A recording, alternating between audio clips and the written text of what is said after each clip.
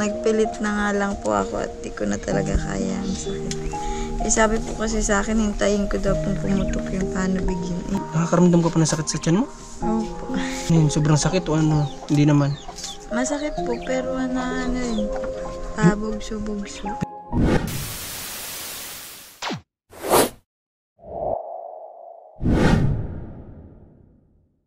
Good day po ulit sa ating lahat ng mga viewers, sa lahat ng mga supporter manonood. Magandang araw sa inyo lahat. At maganda naman talaga kasi sobrang ganda ng panahon ngayon. Pinagbigyan na naman tayo ng Diyos para makapunta sa mga tinutulungan natin. Ngayon nandito ako kala Ate Isabel kasi nakalabas na po si Ate Isabel ng ospital. At syempre kailangan natin kamustahin kung kamusta yung kalagayan niya. Kung meron pa bang masakit na nararamdaman. Kasi alam niyo naman ng panganganak, hindi rin biro lalo pag normal, di ba? Tara, samahan niyo kami. Bakas na bakas pa rin yung talagang pag-ulan dito kasi ito tuyo ito ay, pero kapag malakas kasi dito sa kanila yung yung tubig, sumasabay yung paglaki ng tubig tapos ulan, umaabot talaga dito yung tubig sa nila, kaya ang bahay nila may silong. Tao po Isabel, kamusta ka? Ha? Okay ka? Okay ka na? Kailan ka nakalabas Ate Isabel? 13? Oh, pwede ba kami umakyat dyan? Okay lang. Sige. Wala kang short! Bakit wala kang short sa Abdul? Sarap ng tulog. Oh. Kaya tayo. Iba din natin yung natin. Sapatos at maputik. Yan. Okay. Sarap ng tulog na Abdul. Talagang buti hindi humihilig ngayon. Nakinto po. Kanina naghihilig po. Ay, kumusta yung pakaramdam mo? Okay naman. Okay naman ha? Malakas-lakas ka na kumpara nung Anong sabi sa'yo sa hospital? May mga binigay ba sa iyo yung kailangan Ano lang naman po, may pinamik at saka magsisiling. Yun lang, may pinamik ka magsisiling. Tsaka po peros. Kamusta ang baby mo? Okay naman po. Wala namang problema kahit ano? Wala naman po, wala pa po silang Wala naman. Sa screening, may screening na ba yan? Meron po. Kamusta sa screening, di ba? Wala pa naman po. Tatawagan na lang daw po nila kapag may... Obo. Sarap ng tulog na Abdul. Malamig kasi At tatawagan na lang kayo para isabihin kung ano yung result sa screening. Opo, pag meron daw po siyang Kwentahan mo nga kami Ate Isabel, anong nangyari nung pagkaanak mo? Ay, nung nakaramdam ka? Ano ba yun? Ano ka nakaramdam? Ay, gandang araw po. Ano ka ba nakaramdam ng pananakit ng tiyan mo? Ano po, madaling araw? Mga anong oras? Yung unang sakit po niya, 3, pero hindi ko po inano yun. Mga 4 na po, 4 kami dito, nag-alis. Nag-alis. Tapos sino nag-drive, yung asawa mo? Opo. Tapos sa motor ka pa daw sumakay. Buti okay ka naman doon sa motor. Ano yun, nung nakasakay ka sa motor, nararamdaman mo yung sakit na? Opo, nasakit na siya. Tiniis mo na lang para lang nung time na yun maulan ba o hindi? Katatapos lang po ng ulan. Edi ang hirap ng daan dito. Opo. Grabe, sa papasok dito mga kalingap, alam nyo, yung daan dito sobrang putik, madulas, kami nga halos sa dudulas, kaya kinakailangan bumaba ng angkas para mas magaan-gaan. Si Ate Isabel, angkas yan ng asawa niya nun. Buti na lang may motor kayong nakaredy dito. Meron po, sabi ko nga po, huwag nilang ng gasolina at kabuhanan ko nga po. Okay. Handa ka din na huwag pawawalan. Kasi mahirap na, baka mangyari yung kagaya sa mama ni Abdul, di ba? Na imbis dadalhin sa hospital, hindi na umabot at dito na lang naipanganak sa bahay lang. No, Ate Isabel. Ano nga ulit pangalan ng anak mo? Sian. Si Sian. Sian, okay. Ito ang sarap ng tulog niya. Anong plano mo Ate Isabel dito kung kung sakali, saan mo siya pabibinyagan? Catholic ba kayo? Opo. Okay. Si Abdul binyag na ba? Opo, kaso nagpapabinyag po kami sa Ulipanan. Ulipanan? Malayo yun dito? Malayo po. Nilalakad lang namin. Pang papabinyag kayo, lakad lang yun? Opo. Pero ngayon po yata pasok na ang motor. Kaso sabi po nila kapag ganito nga daw pong maulan, maputik, di kaya ng motor. Okay. Ba't yun inuubo to? Oo, hindi naman. Nasasamid lang siguro. Dul! Grabe. Pag dito po kasi sa Kapalongga kami magpapabinyag, ang daming hinahanap. Kaya kulang-kulang naman po. Ano, kulang-kulang. Pero ito nabinyagan na doon sa sinasabi mo. Binyag na po. Maigi ko po kasi doon birth certificate lang yung hinihingi. Buti meron si Abdul noon. Meron po. May provide agad si Abdul. Kumusta yung kuya mo pala na tatay-tatay ni Abdul, hindi pa pala nakaalis, ano? Hindi pa nga po, di ko nga po pa pinaalis at sabi ko baka po maano na naman. Magpalakas muna. Bait niya si Sabi Abdul talaga. po niya sa sunod daw kung gawin ko maalis na siya. Nabibori. Nung huli ko nga siya nakausap, sabi niya kailangan na din yan bumalik kasi mini-message na rin daw siya ng amo niya. Kaso nga lang, yun nga, hindi mo pa pala pinayagan muna. Okay. Ito bang anak mo nagda-diaper? Ano niya, newborn size? Tama-tama. Okay. Si Abdul, nagda-diaper pa ba ito? Hindi na. Sa gabi po, lahat. Yan po maliliit. Lahat yan sila? Nagda-diaper? Sa gabi ko lang po sila dinadaya. Okay. Tapos pag-araw po Hindi na. Pag matutulog na lang po at di naman nagising ay. At Isabel, may tanong pala ako sa'yo. Ito ba sa pang ilan mo tong anak? Pangatlo. Doon ba sa dalawa hindi ka rin nahirapan? Hindi po, dito lang. Kasi parang, tama, pangatlo, di ba? Kasi kadalasan ang sabi dyan, kapag normal na nanganganak ang isang babae, sa una pangalawa hindi dyan makakaramdam ng sobrang hirap. Pero sa pangatlo, asahan mo dyan yung hirap. Tama pala, ano? Dito lang. Totoo pala yun. Na sa pangatlong beses, doon ka makakaramdam ng hirap. Bali, nag-ilang araw ko sa, Parang 3 po. 3 days. Wala naman kayong kahit anong naging bill. Meron man po kasi pag napasok naman po yata lahat sa PhilHealth. PhilHealth napasok lahat sa PhilHealth. Okay, goods. At least hindi na sila nagbayad ng anumang bill doon. Na-covered na ng PhilHealth. Kaninong PhilHealth yan? Sa akin. Sa iyo. Dapat pala Ate Isabel kapag mag-update ka ng PhilHealth, gawin mo yung anak mo, no? Yung dalawa ba nasa PhilHealth mo sila? Pati na rin. Pati na ito? In-update. Oo nga pala kasi na-covered mo na sa no?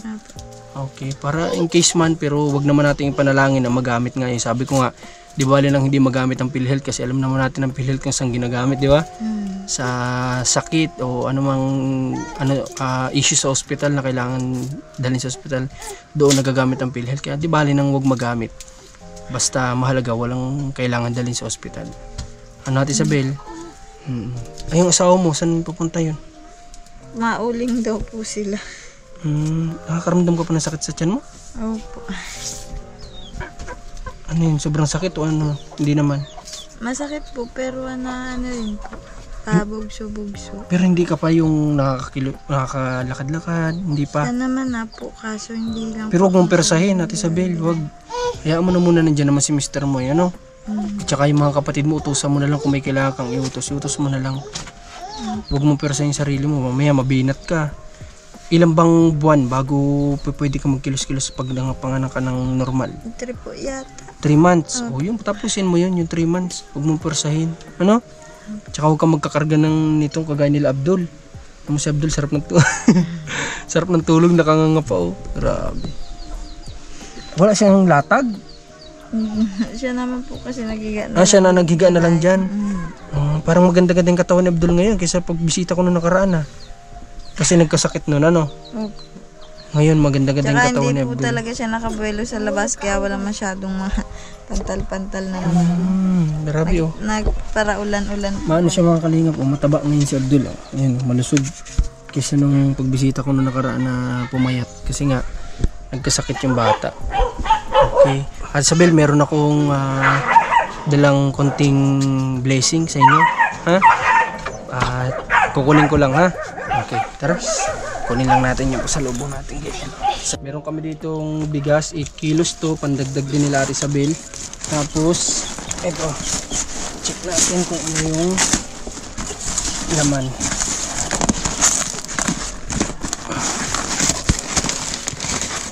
Ayan. Ayun, Ate Isabel.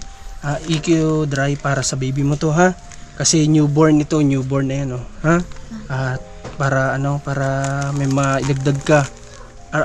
malakas ba siya sa diaper? Malakas, tama. Para pandagdag mo. Kasi ito kay Abdul, ha?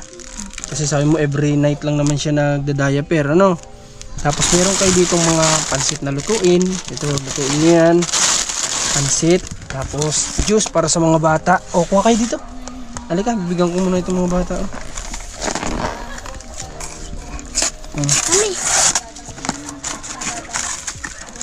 Bigyan mo yung kapatid. Magkapatid ba kayo?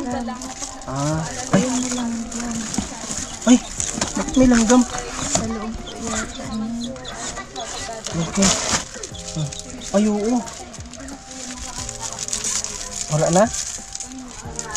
Oh. Asan yung iba yung kapatid para makakain din sana?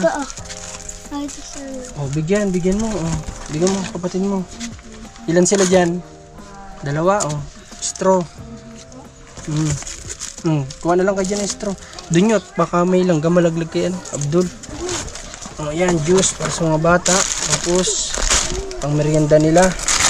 At binilang ko sila ng spaghetti kasi hindi ito mawawala. Paborito kasi ito ni Abdul. Ayan, kaso hindi si Ate Isabel makakaluto. Siyempre, ano? Sino ba marunong basing kapatid mo? Hindi. Tinuruan mo. Tinuruan mo? Okay, yun, pwede. Tapos ito, may biscuit pa dito. Ayan, cupcakes. Tapos meron din silang sopas para merienda nila kapag hapon. O ayan, may gatas yan dito. Tapos ito yung bigas. Okay. Ate Isabel, may pangako ko lang sa'yo kapag ready ka na pabinyagan itong anak mo, magkaroon tayo ng konting salo-salo pag handa, ano? Okay ba sa'yo? Parang ano nakaraan may nasabi ka magbe-birthday, sino ba? Wala ba? O meron? Magbe-birthday. Si Abdul ba kailan? December. Yun, si Abdul pala yung sabi ko na magbe-birthday na magbibigay tayo dito sa kanila ng panghanda nila para may salo-salo sila ditong magkakapatid, mga kapatid natin sa Isabel. Kaso lang baka wala na dito yung kapatid niya nun. At least sila, yung asawa niya. Okay. O, paano Ate Isabel, may iba ka pa bang request? Ha? Basta Ate Isabel kapag... Ay! Saan galing itong bigas nyo? Sure po yan yung binili namin ng nakaraan. Okay. O, at least may pandagdag na kayo, no? Yung dala ko nung nakaraan, ubos na pala yun, ano? Okay, kasi marami sila dito, mga kalingap. Lalo na baga ng nakaraan. Nagdami talaga kami. Bakit? Nung nagkasakit po yung kapatid ko. Oo, kasi nandito din yung asawa niya. Siya, ano? Okay. Pero ngayon, nandito pa ba yung asawa ng kapatid mo? Wala na? Nagalis na. Nung pag ano ko ng Medicare sa alisan din.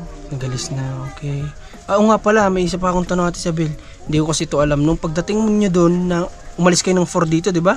Anong oras kayo nakarating doon sa hospital?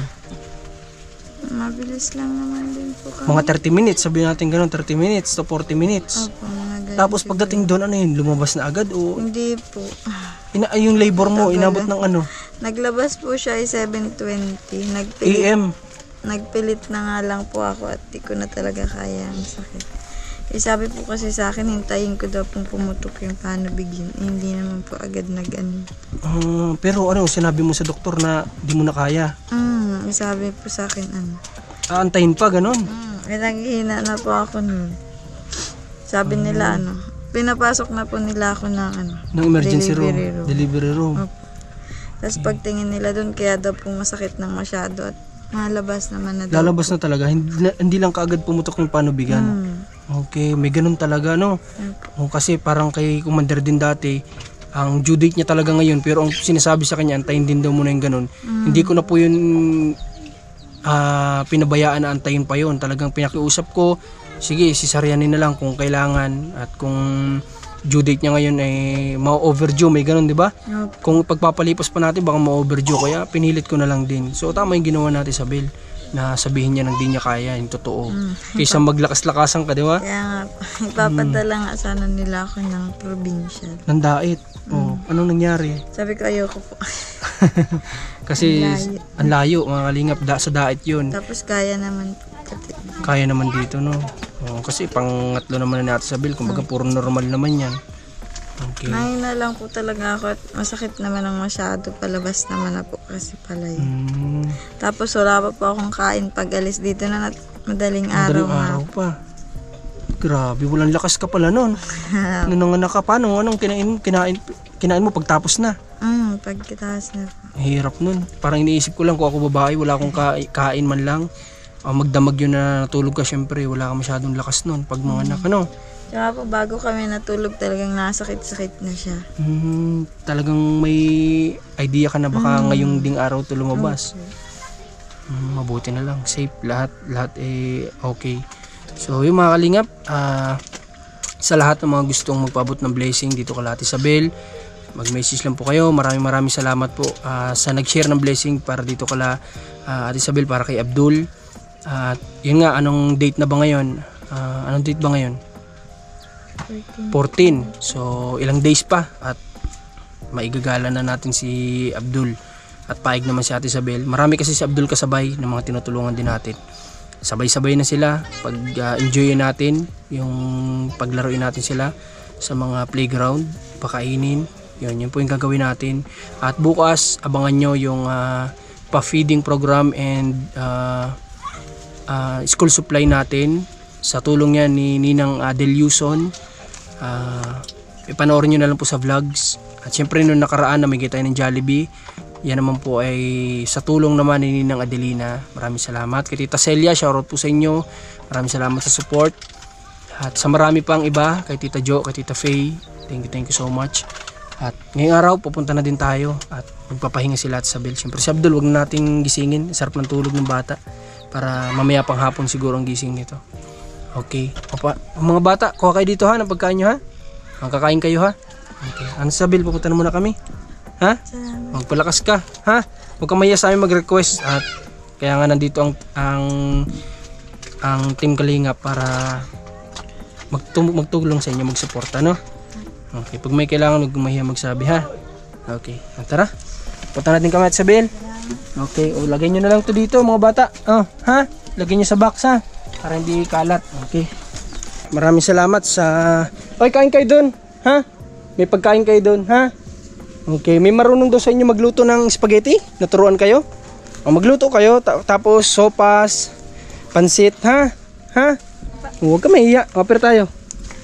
Magluto ha. Para makakain din si Ate Isabel. Ha? Alagaan niyo si Ate Isabel hanggang sa lumakas. Okay. Maraming salamat ulit. Supportan niyo Marcos TV channel. Commander ni Marcos, suportahan natin yung pabahay niya kay Rose. Malapit na, pati kami excited na rin. At syempre, bukas re-reveal natin ang ating cameraman. Bagong cameraman, reveal natin bukas. So, maraming salamat ulit. Suportahan nyo yung lahat ng kasama namin sa Kalingap. Lalong lalo na si Ninong Val Santos Matubang. Maraming salamat and God bless. Pagpalain nawa po tayong lahat ng Panginoon.